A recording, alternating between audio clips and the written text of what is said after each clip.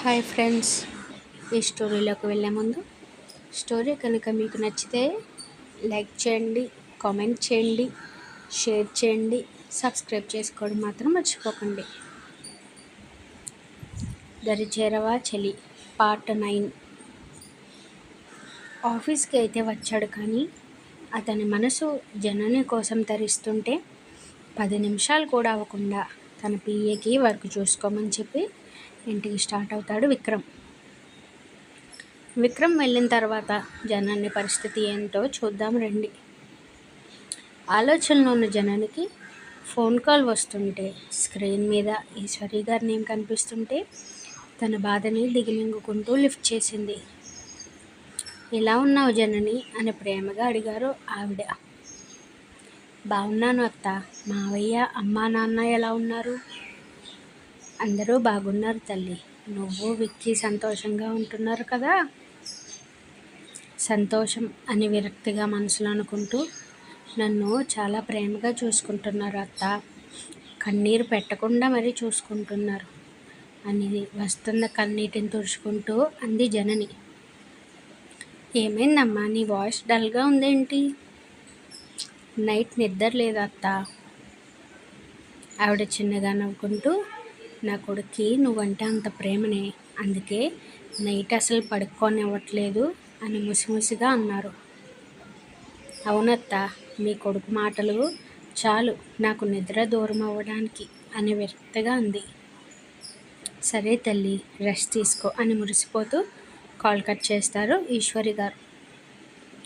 Door దగ్గర నిల్చుని జనని మాటలు విన్న విక్రమ్కి ఆమె మనసులో పెయిన్కి గుండెల్లో ముళ్ళు గుచ్చుకున్న ఫీలింగ్ కలుగుతుంటే సీరియస్గా ఫేస్ పెట్టుకుని జనని దగ్గరగా వెళ్తాడు.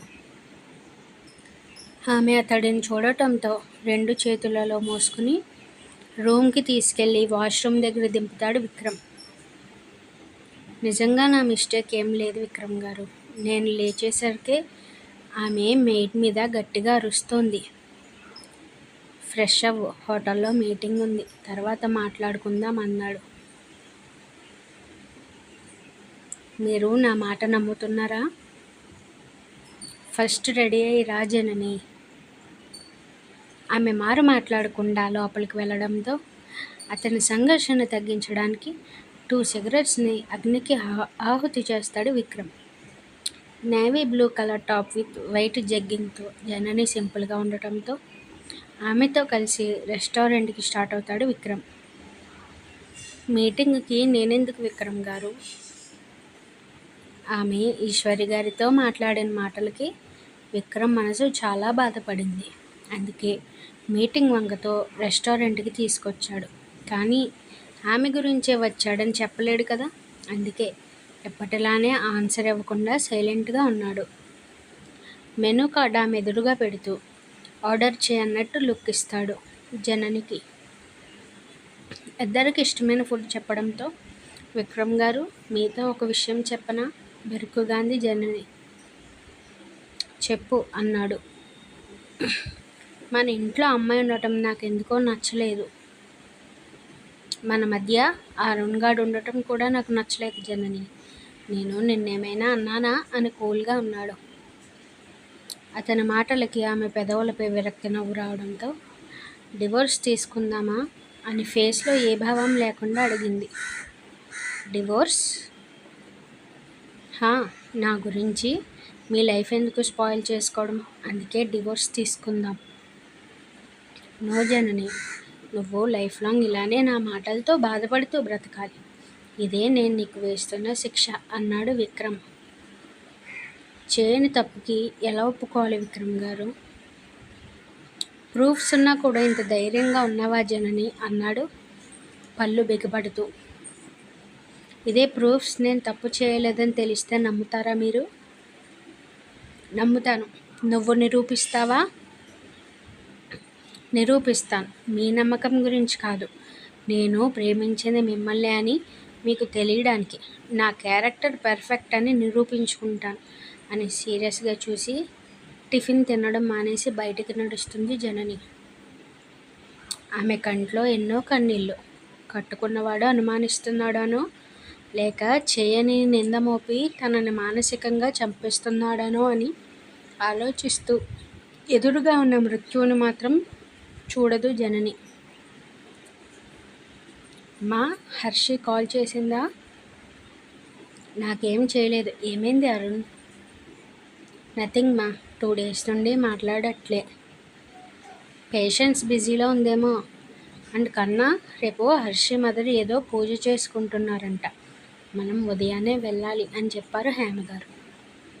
ఓకే మా. ఆఫీస్కి వెళ్తున్నా అని వెళ్ళిపోయాడు అరుణ్. అతను వెళ్ళిపోవడంతో మ్యూట్లో పెట్టిన కాల్ని అన్మ్యూట్ చేస్తూ, కొట్టుకుంటున్నాడు తల్లివాడు అని నొచ్చుకుంటూ అంటారు హేమగారు. ఆమె అలుగుతూ, ఇది టూ మచ్ ఆంటీ. ఇప్పటికి కూడా మీ కొడుకు నాకు ప్రపోజ్ చేయలేదు తెలుసా? తెలుస్తోంది కదా హర్షి వాడి ప్రేమ. తెలుస్తుందా ఆంటీ, కానీ చిన్న మాట ఎక్స్పెక్ట్ చేస్తున్నా వాడి నుండి అంది దిగులుగా. వాడిని ఇంత చేంజ్ చేశావు, నువ్వు కూరుకున్నట్టే ఉంటాడురా. వాడికి చిన్న మెసేజ్ అయినా పెట్టు అని చెప్పారు. లేదాంటీ, హ్యాపీనెస్లో టంగ్ స్లిప్ అవుతా. నీ ఇష్టం, ఇప్పుడే ఏడిపించేస్తున్నావు నా కొడుకుని అని అలకగా అన్నారు. పొండి, మీతో కటిఫ్. అమ్మ పిలుస్తోంది, మళ్ళీ కాల్ చేస్తా అని కాల్ కట్ చేస్తుంది హర్షి. హేమగారు కాల్ కట్ చేసి లోపలికి వెళ్తుంటే ఆమెకి అరుణ్ నుండి కాల్ వస్తుంటే కట్ చేసి తన తల్లి దగ్గరికి వెళ్తుంది హర్షిత. అరుణ్ విసుగ్గా ఫీల్ అవుతూ ఆమెకి మళ్ళీ కాల్ చేస్తుంటే ఐఎమ్ బిజీ రైట్ నౌ అని మెసేజ్ చేస్తుంది అతనికి.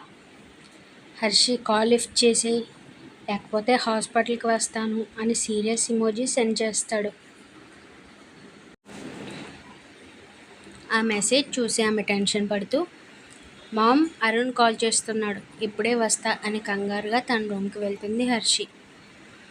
వెళ్తున్న ఆమె వైపు చూస్తూ, ఈ పిల్ల సరిగ్గా ఒక పని కూడా చేయదు అని విసుగ్గా అనుకుంటారు మాధురి గారు. అతని నుండి కాల్ వస్తుంటే లిఫ్ట్ చేసి, బిజీ ఉన్నాను కదా అరుణ్, ఎందుకు వినట్లేదు నువ్వు అంది కోపంగా. ఏంటి ఎక్కువ చేస్తున్నావు? 2 days నుండి సరిగ్గా మాట్లాడుతున్నావు నాతో, అంత బిజీ అంటే అని కోపంగా అరుస్తాడు. Patients busy. అబద్ధం చెప్పక హర్షి, నువ్వు ఎంత బిజీ ఉన్నా నాతో మాట్లాడకుండా ఉండలేవు. ఎక్కడున్నావు నువ్వు అని అడిగాడు. నేను ఈ టైంలో ఎక్కడుంటానో తెలుసుగా. ఓకే, నేను స్టార్ట్ అవుతున్నా అని కాల్ కట్ చేస్తాడు అరుణ్. ఆమె టెన్షన్గా తల పట్టుకుంటూ, ఇప్పుడు నేను హాస్పిటల్కి వెళ్ళాలా అని హ్యాండ్ బ్యాగ్ తీసుకుని బయటకు వస్తుంది హర్షిత. హాస్పిటల్కా? అవును మా, రేపు ఎంగేజ్మెంట్, ఇప్పుడు హాస్పిటల్కి ఎందుకు అని సీరియస్గా అన్నారు మాధురి గారు. ప్రాబ్లమ్స్ చెప్పిరావు కదమ్మా, వెంటనే వచ్చేస్తాను. మాధురి గారు అభయం ఇవ్వడంతో ఫాస్ట్గా ఇంటి నుండి హాస్పిటల్కి స్టార్ట్ అవుతుంది.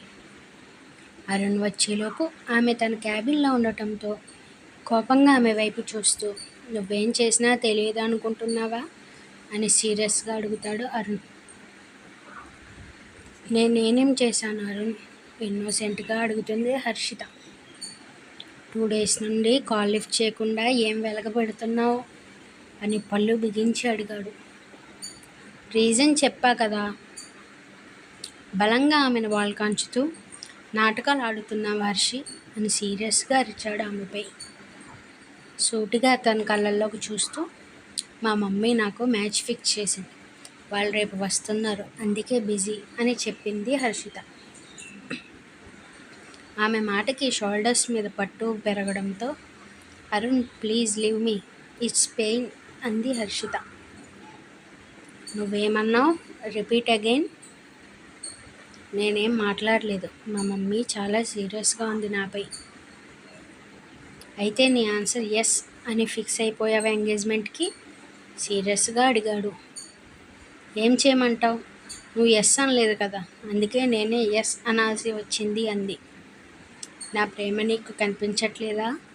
అతని వాయిస్లో బాధ. ఐ లవ్ యూ చెప్పావా ఎప్పుడైనా నాకు? ఆమె బుగ్గలో నొక్కిపెడుతూ, ఐ లవ్ యూ చెప్పకపోతే లవ్ లేనట్ట అని కలగలిసిన ఎమోషన్స్తో అన్నాడు. సైలెంట్గా చూస్తుంటుంది హర్షిత. రేపు ఎంగేజ్మెంట్ కనుక జరిగిందనుకో, ఆ పెళ్ళికొడుకు ఎదురుగా నిన్ను కిస్ చేస్తాను, మైండ్ ఇట్ అని వార్నింగ్ ఇచ్చి బయటకు వచ్చేశాడు అరుణ్. వెళ్తున్న అతని వైపు చూస్తూ, ఆ పెళ్ళికొడుకువి నువ్వేరా అని చిన్నగా నవ్వుకుంటుంది. విక్రమ్ మాటలలో పడి ఆమె నడుచుకుంటూ వెళ్ళిపోతుంటే ఎదురుగా వ్యాన్ వస్తున్నది కూడా చూసుకోకుండా ఉండటంతో సరిగ్గా డాష్ ఇస్తుంది అన్న టైంలో విక్రమ్ ఆమె చేయి పట్టి లాగుతాడు. కానీ వ్యాన్ దగ్గరగా వచ్చేయడంతో ఆ వ్యాన్ ఆమె కాళ్ళని రాసుకుంటూ వెళ్ళిపోగా జనని నడవలేక కింద కూర్చుని కాళ్ళని పట్టుకుంటుంది బాధతో. జనని వాట్ హ్యాపెన్? కంగారు అతని మాటలలో. నొప్పిగా ఉంది విక్రమ్ గారు. టైర్ రాసుకుని ఆమె కాలు ఎర్రగా మారడంతో ఆమెను 2 చేతుల్లో ఎత్తుకుని హాస్పిటల్కి స్టార్ట్ అవుతాడు విక్రమ్. ఆమె పెయిన్ తట్టుకోలేక చిన్నగా మూలుగుతుంటే కోపం మొత్తం డ్రైవింగ్ మీద చూపిస్తూ 5 మినిట్స్లో హాస్పిటల్కి తీసుకెళ్తాడు. కాలు స్వెల్లింగ్ అవుతుంటే బెనికింది అని చెప్పి గాజు కట్టి 5 డేస్కి ట్యాబ్లెట్స్ ఇస్తారు డాక్టర్ గారు. ఆమెను ఇంటికి తీసుకొచ్చి ఎత్తుకుని లోపలికి తీసుకెళ్తూ, రోడ్డు ఏమైనా నీ బాబుది అనుకున్నావా? నేను చూడకపోతే ఏమయ్యేదో తెలుసా అని కోపంగా అరుస్తాడు విక్రమ్. చనిపోయేదాన్ని అంతేగా, మీ నుండి టార్చర్ తప్పేది నాకు అని ఏ భావం లేకుండా చెప్పింది జనని. ఏమన్నావు? కోపంగా ఆమె గొంతు పట్టుకుంటూ అడిగాడు విక్రమ్. అతని కోపానికి జడుస్తూ ఆమె భయంగా కళ్ళు మూసుకోవడంతో జనని మెడ మీద పిడికిలి వదులు చేస్తూ గట్టిగా తన గుండెలకి హత్తుకుంటాడు. రోడ్డు మీద ఆ క్షణం జననిని చూసి గుండె ఆగిపోయిన ఫీలింగ్ కలిగింది అతనికి. ఎంత ఫాస్ట్గా ఆమె దగ్గరికి పరిగెట్టి పక్కకు లాగాడో అప్పుడే తిరిగి ఊపిరి పీల్చుకున్నాడు విక్రమ్. ఆమెకి జరిగిన ప్రమాదం గుర్తొస్తుంటే ప్లీజ్ అంత కేర్లెస్గా ఉండకు జున్ను, హార్ట్ హెవీ అవుతుంటే వణుకుతున్న స్వరంతో చెప్పాడు విక్రమ్. ఎప్పుడైతే అతను జున్ను అన్నాడో విక్రమ్ చుట్టూ ఆమె చేతులు బిగుసుకోవడంతో సున్నితంగా ఆమె చెక్కల మీద పెదవుల్ని అద్దుతాడు. కరెక్ట్గా అదే టైంకి విక్రమ్కి కాల్ వస్తుంటే ఆమె నుండి దూరం జరుగుతూ బాల్కనీలోకి వెళ్ళి లిఫ్ట్ చేస్తూ ఎందుకు కాల్ చేసావు హరి అని విసుక్కుంటూ అడిగాడు. ఆఫీస్లో లేవు కదా, వేర్ ఆర్ యూ విక్కీ అంది. జననికి చిన్న యాక్సిడెంట్ జరిగింది, ఇంట్లో ఉన్నాను అని చెప్పాడు. అయ్యో, నేను ఇంటికి వచ్చేనా మరి? నో నీడ్, నీ వర్క్ నువ్వు చేసుకో అని సీరియస్గా చెప్పి కాల్ కట్ చేస్తాడు. కడుపులో మండిపోతుంటే ఆ యాక్సిడెంట్లో చచ్చి ఉండాల్సింది నువ్వు, నా వాడికి నాకు అడ్డుగా నిలుస్తున్నావు అని జననిని బాగా తిట్టుకుంటూ తన ప్లేస్లో తప్పక కూర్చుంటుంది హారిక.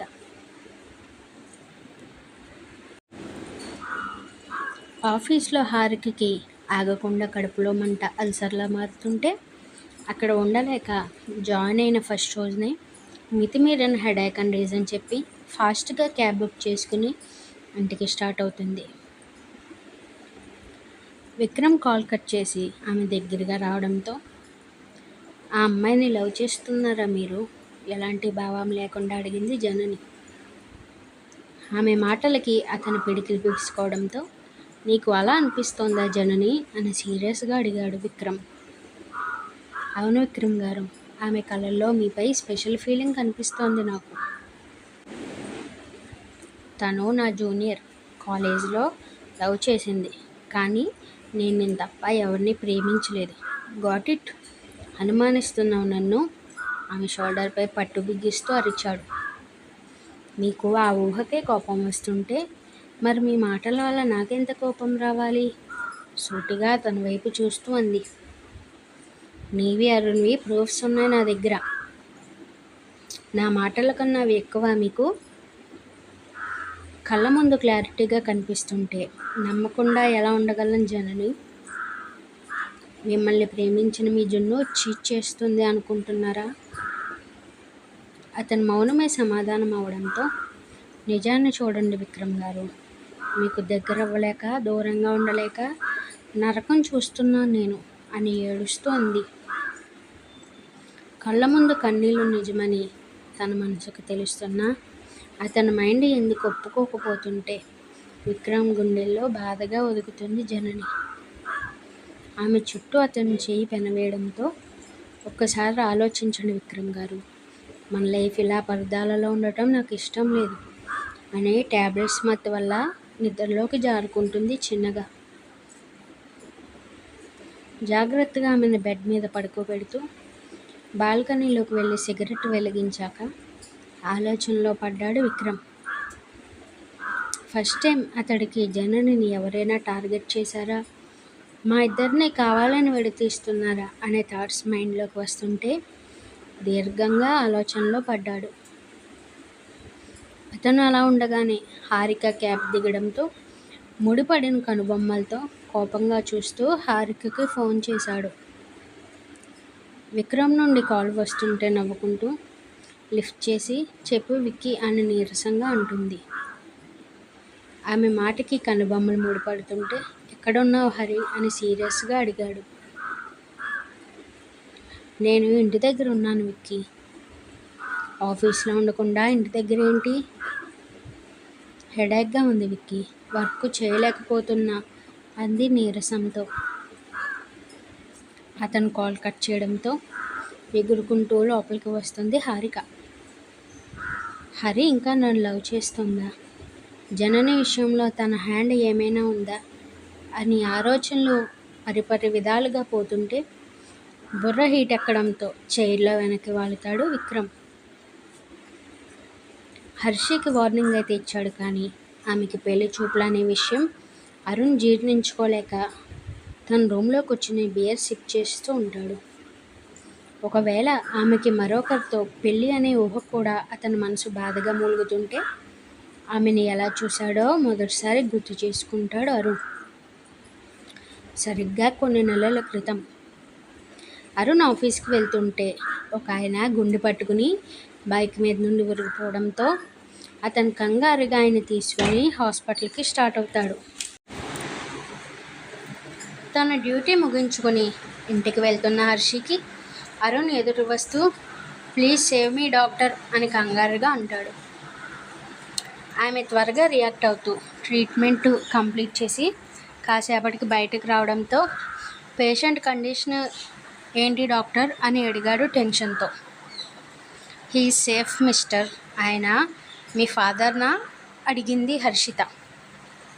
నో మేడం, ఎవరో తెలియదు, దారిలో పడిపోతే తీసుకొచ్చాను. వెంటనే వాళ్ళ ఫ్యామిలీకి కాల్ చేయండి అని ఇంటికి వెళ్ళిపోతుంది ఆమె. అతను మరో 3 days వరుసగా హాస్పిటల్కి వచ్చి ఆయనను చూడటంతో హర్షికి అరుణ్పై గుడ్ ఇంప్రెషన్ కలగడంతో చిన్నగా నవ్వుకొని అతడిని చూస్తూ ఉంటుంది. ఆ తర్వాత అరుణ్ మరెక్కడా కనిపించకపోవడంతో ఆమె ఆలోచనలో నిండిపోయి మనసంతా దిగులుగా మారుతుంది హర్షితది. ఎక్కడ ఉంటాడో తెలియదు, పేరేంటో అంతకంటే తెలియదు, ఎలా కలుసుకోవాలో తెలియక మళ్ళీ అతను ఎప్పుడెప్పుడు కనిపిస్తాడా అని చకోర పక్షిలా ఎదురు చూస్తుంటుంది ఆమె. ఒకరోజు హర్షి మాల్కి వెళ్ళడంతో తన మమ్మీతో షాపింగ్ చేస్తూ కనిపిస్తాడు అరుణ్. ఆమె నిరీక్షణ ఫలించడంతో వెంటనే అతని దగ్గరగా వెళ్ళి, హాయ్ మిస్టర్ అని నవ్వుతూ అంటుంది. ఆమెను చూసిన వెంటనే ఐడియా రావడంతో హాయ్ డాక్టర్ అని ఫార్మల్గా విష్ చేస్తాడు అరుణ్. అరుణ్, ఎవరి అమ్మాయి పక్క నుండి అనుమానంగా అడుగుతారు హేమగారు. మామ్, తను కార్డియాలజిస్ట్ అని మ్యాటర్ బ్రీఫ్గా చెప్పడంతో నమస్తే ఆంటీ అని నవ్వుతూ అంటుంది. చూడటానికి చక్కగా ఉన్నావు తల్లి, ఈ వీకెండ్ మా ఇంటికి రా అని అడ్రస్ ఇస్తారు హేమగారు. సరే ఆంటీ బాయ్ అని హర్షి మనసులో కోయి డాన్సులు వేసుకుంటూ వెళ్ళిపోతే, మామ్ ఇంటికి పిలిచావేంటి అని సీరియస్గా అంటాడు అరుణ్. డాక్టర్తో పరిచయం మంచిదేరా, అండ్ అమ్మాయి కూడా చాలా లక్షణంగా ఉంది, ఏం కాదులే అన్నారు. వీకెండ్ అవడంతో black grape colour chiffon sari wear చేసి సింపుల్గా మేకప్ వేసుకుని అరుణ్ ఇంటికి స్టార్ట్ అవుతుంది హర్షిత. ఆమె అడ్రస్ వెతుక్కుని అతన్ని డోర్ దగ్గరగా వెళ్ళి టెన్షన్గా అనిపిస్తుంటే డోర్ నాక్ చేస్తుంది ఫైనల్గా. హేమగారు ఓపెన్ చేయడంతో ఆవిడ దగ్గర బ్లెస్సింగ్స్ తీసుకుని ఫుల్ మార్క్స్ కొట్టేస్తుంది. అరుణ్ అప్పుడే ఫ్రెష్గా బాత్ చేసొచ్చి హెయిర్ రబ్ చేసుకుంటూ హేమగారి పిలుపుకి అలానే బయటికి వెళ్తాడు అతను. వాట్ మామ్ అనే అతని మాట నోటిలోనే ఉండటంతో అరుణ్ని చూసి ఫ్రీజ్ అవుతుంది హర్షిత. ఇంకా ఉంది. Thanks for watching.